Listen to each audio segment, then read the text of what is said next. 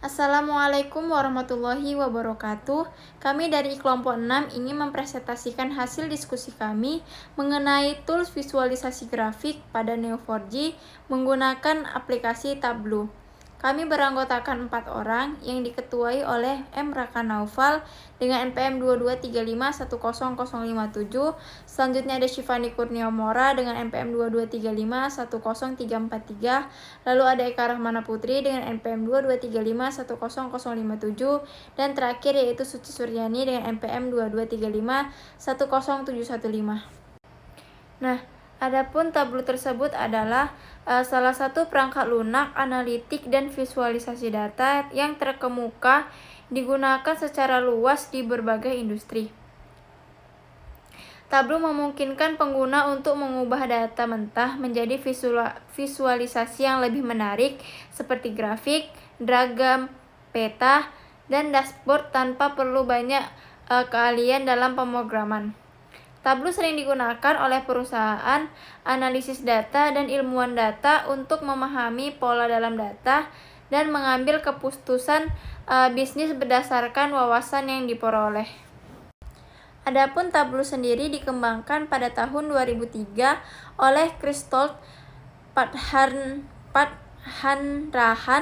dan Christian Carbot di Stanford University sebagai bagian dari penelitian mengenai teknik visualisasi data yang lebih intuitif. Nah, perusahaan Tableau Software kemudian didirikan di Seattle di Amerika Serikat. Kemudian pada 2008 mulai berkembang pesat dan digunakan oleh perusahaan besar. Pada 2009 dibeli oleh Salesforce seharga 15,7 miliar dolar Amerika, menjadikan bagian dari ekosistem CRM terbesar di dunia. Sekarang Tableau menjadi salah satu solusi bisnis intelijen atau BI terkemuka dengan jutaan pengguna di berbagai sektor. Selanjutnya yaitu fungsi utama Tableau. Yang pertama yaitu data connection dan integration. Mendukung berbagai sumber data seperti Excel, SQL, Google Sheet, Hadoop, AWS, dan API. Selanjutnya yaitu drag and drop interface, memudahkan pengguna dalam membuat visualisasi tanpa harus menulis kodenya secara manual. Nah, yang terakhir yaitu machine learning dan AI integration, yaitu mendukung integrasi dengan Python, R, dan AI analisis untuk analisis data yang lebih cerdas. Assalamualaikum warahmatullahi wabarakatuh. Nama saya Shivani Kurniamora dengan NPM 2235100343. Di sini saya akan melanjutkan penjelasan mengenai kelebihan, kekurangan, produk, dan jenis graf pada Tableau. Baik, langsung saja. Pada kelebihan Tableau di sini ada 7. Yang pertama, visualisasi data yang informatif dan menarik. Tableau memiliki kemampuan mengubah data menjadi visualisasi yang mudah dipahami dan juga menarik. Dengan berbagi jenis grafik, diagram, dan tabel interaktif, Tableau memudahkan pengguna untuk melihat pola, tren, dan wawasan yang tersembunyi di dalam sebuah data. Kemudian yang kedua, ada kemudahan penggunaan. Tableau sendiri dirancang dengan antarmuka pengguna yang sangat intuitif. Pengguna bahkan tanpa latar belakang teknis dapat dengan cepat memahami dan mulai menggunakan alat ini untuk analisis data. Hal ini membuat Tableau sangat mudah digunakan meski untuk pemula. Yang ketiga, koneksi ke sumber data. Tableau dapat terhubung ke berbagai sumber data dengan mudah, baik itu dari spreadsheet, basis data, hingga layanan cloud. Hal ini memungkinkan data untuk diimpor dan juga diproses tanpa kendala. Yang keempat ada interaktivitas. Visualisasi yang dibuat oleh Tableau bukan hanya sekedar gambar statis. Tableau bersifat interaktif yang membuat pengguna dapat melakukan filter, scrolling, dan mengklik elemen-elemen visual untuk menggali lebih dalam dan mendapatkan wawasan yang lebih rinci. Yang kelima ada kustomisasi. Jadi pengguna Tableau dapat melakukan tingkat kustomisasi yang tinggi. Pengguna dapat menyesuaikan visualisasi mereka sesuai dengan kebutuhan dan juga preferensi, mulai dari pengaturan warna, layout atau tampilan, hingga penambahan elemen-elemen seperti teks dan label untuk memberikan konteks lebih lanjut pada data. Yang keenam, kemampuan berbagi. Tableau menyediakan cara yang mudah bagi pengguna untuk berbagi visualisasi dan laporan dengan tim mereka. Pengguna bisa memanfaatkan Tableau Server atau tablet online untuk kolaborasi yang efisien, akses dan diskusi secara langsung antar anggota tim. Yang ketujuh, ada analisis data lanjutan. Selain visualisasi, Tableau juga menawarkan fitur analisis data yang sangat kuat. Pengguna dapat membuat perhitungan custom, menggabungkan data dari berbagai sumber, dan melakukan analisis statistik yang lebih mendalam untuk mendapatkan insight yang lebih tajam. Selanjutnya, kekurangan dari Tableau. Di sini ada 4 kekurangan dari Tableau. Yang pertama, harga lisensi yang cukup mahal. Lisensi Tableau cukup mahal, terutama untuk usaha kecil atau individu. Biaya tambahan untuk akses ke fitur seperti Tableau Server atau Tableau Online juga bisa menjadi beban atau kendala. Yang kedua, membutuhkan pelatihan untuk analisis yang kompleks. Untuk analisis data yang lebih kompleks, pengguna perlu pelatihan khusus. Tanpa pelatihan, fitur lanjutan seperti perhitungan custom atau analisis statistik bisa sulit dimanfaatkan. Yang ketiga, tidak sefleksibel alat coding seperti Python untuk analisis data lanjutan. Tableau sendiri terbatas dalam analisa data lanjutan dibandingkan dengan alat coding seperti Python. Fitur analisis statistik atau pemodelan prediktif tidak sekomprehensif alat berbasis kode. Yang terakhir, kustomisasi terbatas dibandingkan dengan BI tools lainnya. Kustomisasi Tableau lebih terbatas dibandingkan dengan alat BI lain seperti Power BI atau ClickView yang menawarkan lebih banyak opsi desain dan juga penyesuaian laporan. Kemudian selanjutnya, di sini kita dapat lihat bahwasannya ada 6 produk yang dimiliki oleh Tableau. Yang pertama, di sini ada Tableau.scope. Jadi, Tableau.scope itu salah satu bagian dari Tableau untuk analisis dan visualisasi data. Dan fitur yang ditawarkan di Tableau.scope itu sendiri ada 3. Yang pertama ada koneksi ke lebih banyak sumber data atau connect to more data, terus menampilkan data pada peta, put your data on the map, dan more visualization. Yang kedua ada Tableau Server. Jadi Tableau Server ini dirancang untuk analisis dengan data berskala besar atau big data yang terhubung langsung dengan server setiap waktunya. Fitur-fitur yang disediakan oleh Tableau Server ini ada connect to any data source securely, baik on-premise or in the cloud. Terus ada governance that empowers the business. Kemudian ada security your way, flexible deployment, empowering organization with data, terus powerful monitoring and management, dan yang terakhir better manage your data environment. Yang ketiga ada Tableau Online. Jadi Tableau Online itu adalah platform analitik berbasis cloud untuk membagikan hasil analisis dan dashboard. Fitur-fiturnya sendiri ada kolaborasi dan berbagi di cloud, kemudian skip the setup time and hardware cost, kemudian ask question with natural language, kemudian AI driven explanation for your data, interaksi dan editing langsung di web, dan ada dashboard starternya.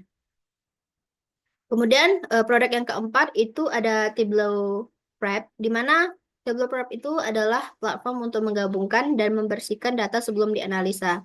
Fitur yang ditawarkan di Tableau Prep itu ada self-service data preparation, gambaran lengkap tentang data, kemudian ada immediate results, connect to more data, share and run flows on your server, dan yang terakhir berbagi dan menjalankan alur di server atau monitor flows across your server. Kemudian produk Tableau yang kelima ada Tableau CRM. Tableau CRM itu digunakan untuk menganalisis CRM, yaitu Customer Relationship Management, dalam mendukung pengambilan keputusan bisnis.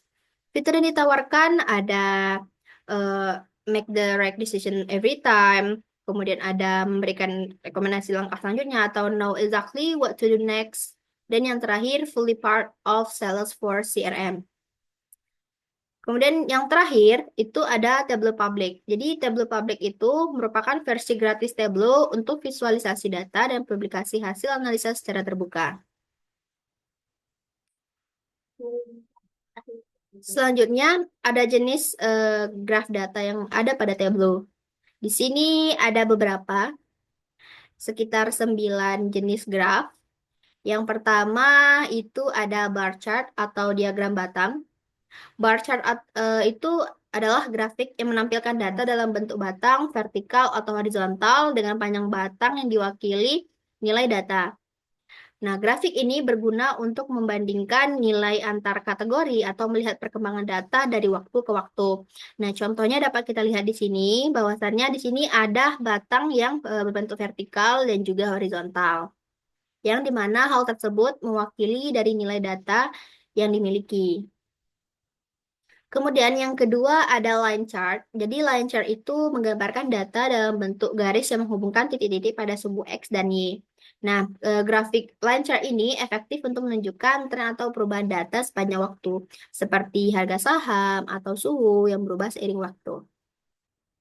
Selanjutnya yang ketiga itu ada pie chart. Nah, pie chart itu adalah grafik berbentuk lingkaran yang menggambarkan proporsi atau persentase bagian-bagian dari total. Jadi setiap potongan di dalam lingkaran tersebut mewakili bagian dari keseluruhan. Nah, pie chart ini cocok untuk menunjukkan komposisi data seperti pembagian anggaran atau distribusi pasar. Yang keempat ada scatter plot. Jadi scatter plot itu menampilkan titik-titik data pada bidang Cartesian dengan sumbu X dan Y, di mana grafik ini tuh digunakan untuk menunjukkan hubungan antara dua variabel dan mengidentifikasi pola atau anomali dalam data, seperti korelasi antara dua faktor.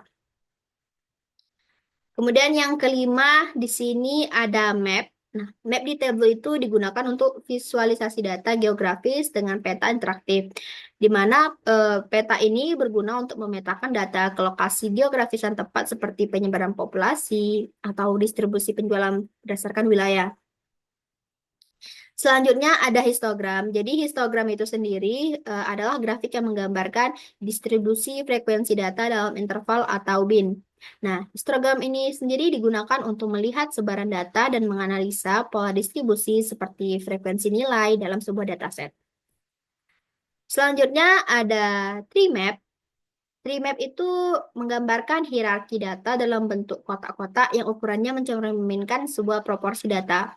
Jadi setiap kotak itu memiliki kategori atau subkategori yang berguna untuk visualisasi data yang terstruktur dalam hierarki seperti struktur organisasi atau kategori produk. Kemudian ada heat map. Jadi heat map itu adalah grafik yang menggunakan skema warna untuk menunjukkan intensitas data dalam matriks atau tabel. Nah, warna yang lebih gelap atau terang menunjukkan nilai tinggi atau rendah. Nah, heat map ini efektif untuk menganalisa pola atau hubungan dalam sebuah data yang kompleks. Yang terakhir ada area graf. Jadi area graf ini tuh menggambarkan data dalam bentuk area yang diisi warna di bawah garis atau kurva. Nah, area graf ini digunakan untuk menunjukkan sebuah perubahan relatif data seiring waktu atau kategori tertentu, seperti akumulasi pendapatan atau pengeluaran perusahaan. Assalamualaikum warahmatullahi wabarakatuh. Perkenalkan, nama saya Siti Shirani dengan NPM 22351015. Di sini saya akan menjelaskan mengenai cara kerja tableau. Tableau adalah perangkat lunak visualisasi data yang bekerja dengan model client server, yang berarti dapat digunakan secara lokal atau berpartisipasi. Tableau digunakan untuk menghubungkan, mengelola, dan menganalisis data dari berbagai sumber dengan tampilan yang interaktif. Tableau memiliki dua komponen utama dari arsitekturnya, yaitu data layer dan data engineer layer. Yang pertama itu data layer atau lapisan data. Data layer bertanggung jawab untuk mengakses dan menghubungkan tableau dengan berbagai sumber data, di mana sumber data yang didukung oleh tableau meliputi yang pertama relational database, di mana database seperti SQL, PostgreSQL, SQL Server, dan Oracle dapat langsung dihubungkan ke tableau untuk diolah dan divisualisasikan. Yang kedua itu core data. Tableau mendukung Google BigQuery, Amazon Redshift, dan Snowflake yang berupa layanan cloud untuk menyimpan dan analisis data besar. Lalu ketiga itu big data. Jika organisasi menggunakan teknologi Apache Hadoop, Spark, atau Cassandra, tabel dapat membaca dan menganalisis data dari sistem ini secara langsung. Yang keempat itu APS dan file. Tableau juga membaca dari berbagai format file seperti Excel, CSV, JSON, dan SPA, di mana lebih fleksibel untuk berbagai keperluan. Lalu yang kedua itu data engineer layer. Nah, lapisan ini bertanggung jawab untuk pengolahan data dalam Tableau, termasuk metode penyimpanan dan koneksi. Yang dimana pertama itu ada Hyper Data Engine, yang dimana Tableau menggunakan mesin pemrosesan in memory yang sangat cepat untuk mengolah data dalam jumlah besar tanpa membebani sistem. Lalu teknologi ini memastikan performa analisis tetap tinggi meskipun data yang diolah sangat kompleks. Yang kedua itu ada Extract vs Live Connection, yang dimana Tableau memiliki dua cara untuk menghubungkan data. Yang pertama itu extract, di mana data diambil dari sumber aslinya dan disimpan dalam format Tableau, data extract atau .tds/.hyper. Keuntungannya itu lebih cepat karena data sudah disimpan dari sistem Tableau.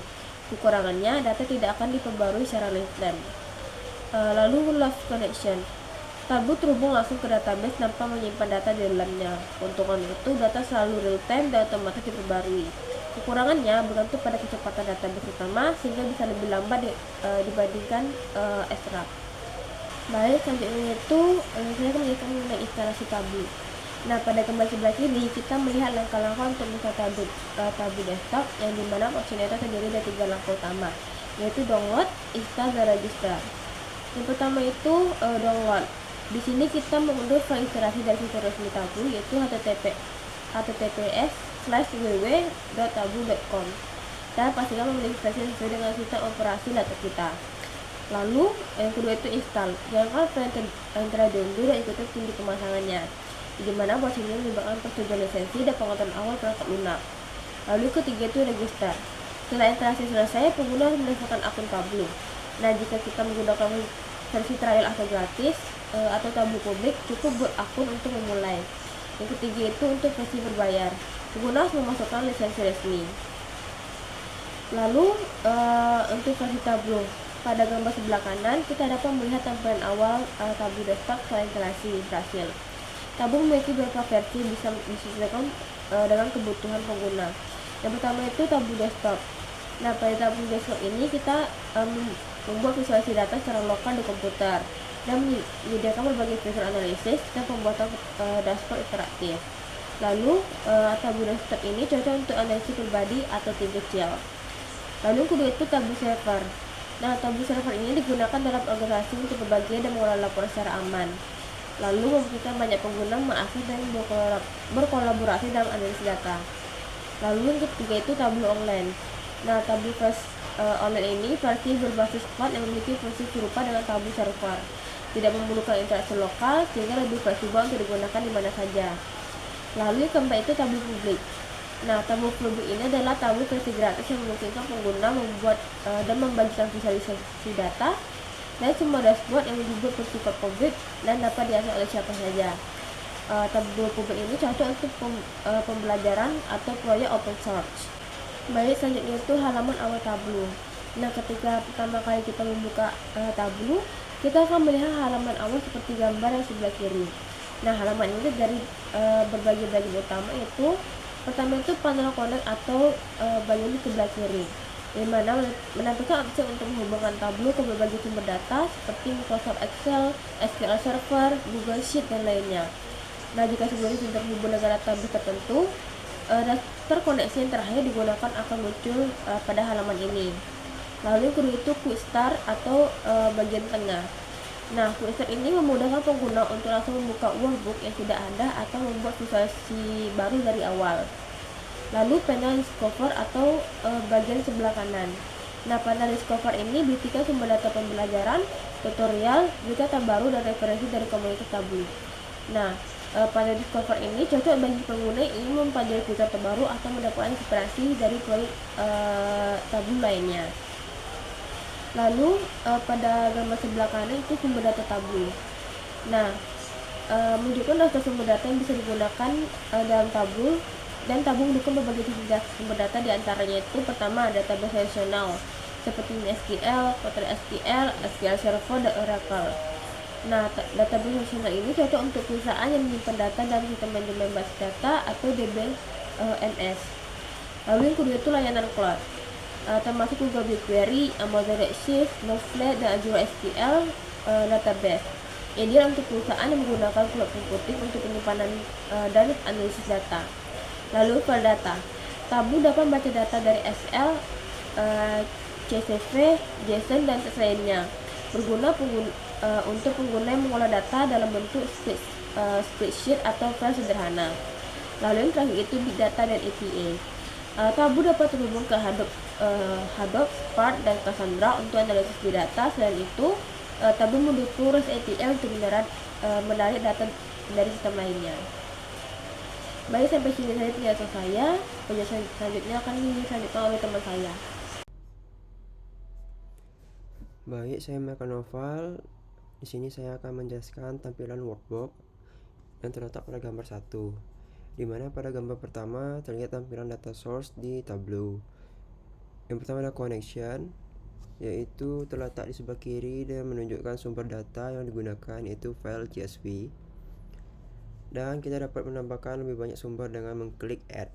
Selanjutnya ada file, yaitu daftar file CSV yang digunakan dalam proyek Tableau. File ini berisi data seperti daftar pelanggan, produk, dan stok, dan lainnya. Selanjutnya ada data interpreter, di mana ini dapat digunakan untuk membersihkan data mentah agar lebih mudah digunakan dalam analisis. Selanjutnya adalah tabel relationship, yaitu menampilkan bagaimana tabel-tabel dihubungkan dalam model data. Pada gambar seperti contoh ada order CSV yang dihubungkan dengan customer dan stok. Selanjutnya ada data preview, yaitu terlihat di bagian bawah, di mana bagian ini menunjukkan beberapa baris pertama dari stok CSV dan menampilkan store ID, product ID, dan quantity ID sebagai atribut utama. Nah, selanjutnya pada gambar kedua ada tampilan lembar kerja. Pada gambar ini tampilan menunjukkan bagaimana data divisualisasikan dalam bentuk grafik. Pertama ada data pane yang terletak di sebelah kiri, berisi daftar tabel dan kolom yang tersedia untuk digunakan dalam visualisasi. Contohnya ada atribut fuel type, year, kilometers, price, dan lainnya. Selanjutnya ada kolom dan row, di mana menampilkan variabel fuel type and year untuk memisahkan grafik berdasarkan jenis bahan bakar dan tahun. Selanjutnya ada row, di mana menggunakan sum kilometer driven untuk menunjukkan total kilometer yang ditempuh. Lalu ada mark, yaitu pengaturan visualisasi. Hal ini mengontrol elemen visual seperti warna, ukuran, label, detail, dan jalur. Pada gambar, kolom digunakan untuk membedakan full type. Selanjutnya ada filter. Saat ini tidak ada filter digunakan, tapi penggunaan dapat menambahkan filter untuk menyaring data berdasarkan atribut tertentu. Selanjutnya ada graph, yaitu menampilkan data perjalanan berdasarkan jenis bahan bakar. Selanjutnya ada setiap garis menunjukkan jumlah total kilometer yang ditempuh berdasarkan tahun, seperti ini. Selanjutnya legenda, ini yang menunjukkan warna yang mewakili setiap jenis bahan bakar. Baik, di sini pada tampilan pertama digunakan untuk mengelola dan mempersiapkan data sebelum dianalisis di Tableau. Pada tampilan kedua digunakan untuk membuat visualisasi data dalam bentuk grafik berdasarkan berbagai parameter. Tools seperti data pane, columns, dan row, marks, dan filter memungkinkan pengguna untuk menyesuaikan visualisasi agar sesuai dengan kebutuhan analisis.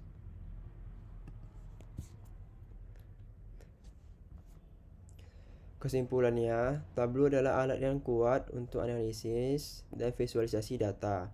Dengan fitur interaktifnya, pengguna dapat memahami data lebih baik dan mengambil keputusan lebih cepat. Mungkin segitu saja video yang dapat kami sampaikan dan jelaskan pada video kali ini. Lebih dan kurang mohon maaf. Assalamualaikum warahmatullahi wabarakatuh.